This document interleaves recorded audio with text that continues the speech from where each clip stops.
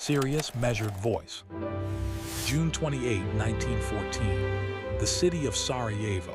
A sunny afternoon. A royal couple in an open car waved to the crowds. In just a few moments, the fate of the world would change forever. But here's the question: did one event really set all of Europe ablaze? Or was Europe already sitting on a powder keg just waiting for a spark? The World in Arms. Saga of the Great Wars. Episode 1.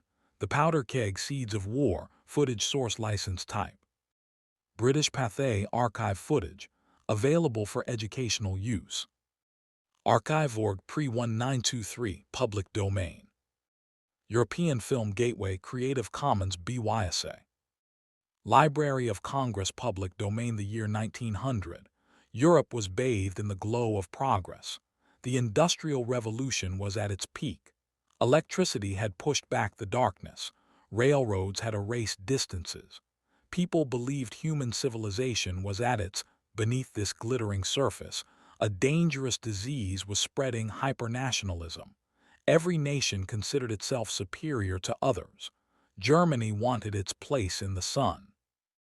France longed to reclaim its lost glory, especially Alsace-Lorraine, taken by Germany in 1871.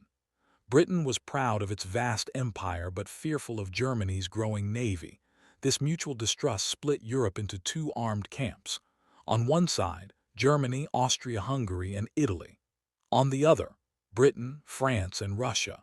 These weren't just pieces of paper, they were chains that could turn a small dispute into a continental war.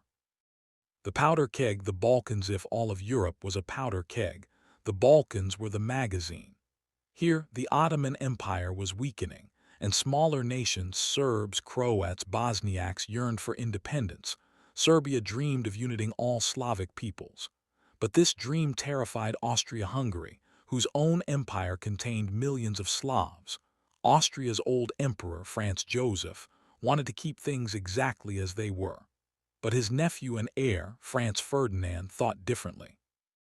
He wanted to give the Slavs more rights, but he wasn't popular in the Vienna court. He had married a woman not considered of royal blood. His wife Sophie was not allowed to sit beside him at official ceremonies.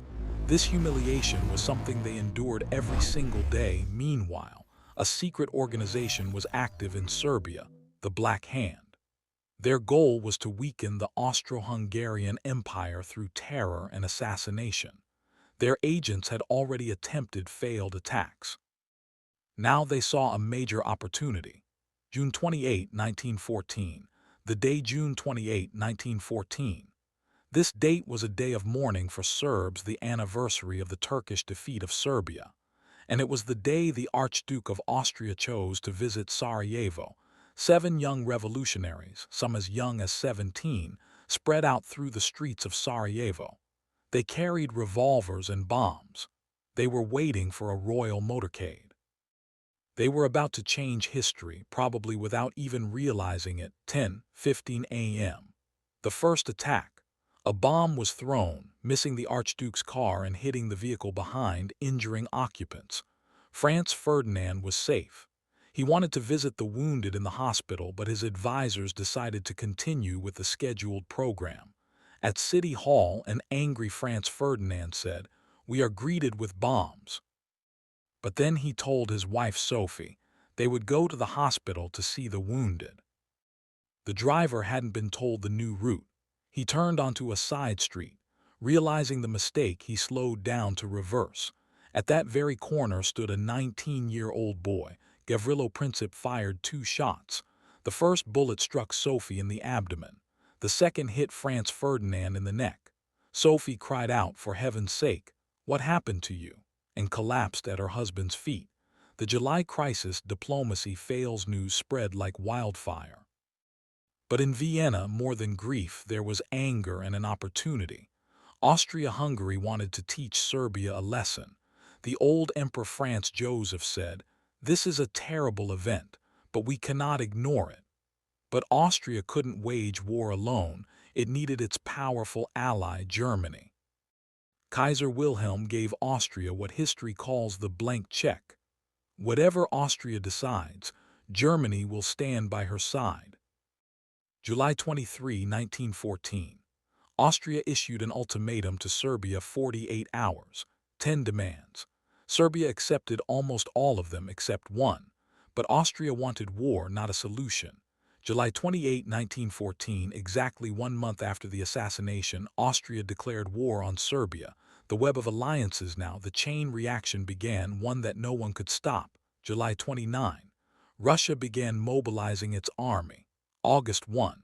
Germany declared war on Russia. August 3. Germany declared war on France. To attack France, Germany needed to pass through Belgium. The grand Belgium was neutral. architecture of Germany the city invaded reflected an era Britain of had guaranteed optimism, Belgium's but neutrality. unseen August forces 4, were 1914. Britain declared war on Germany. All of Europe was on fire. Conclusion and teaser for next episode. The streets of Europe were celebrating. People believed the war would be over by Christmas. Young men enthusiastically boarded trains. They had no idea where they were going. Millions of them would never return, and those who did would not be the same people who left. But this was just the beginning. When these young men reached the real battlefield, what was waiting for them? In the next episode, watch The Western Front, the making of hell.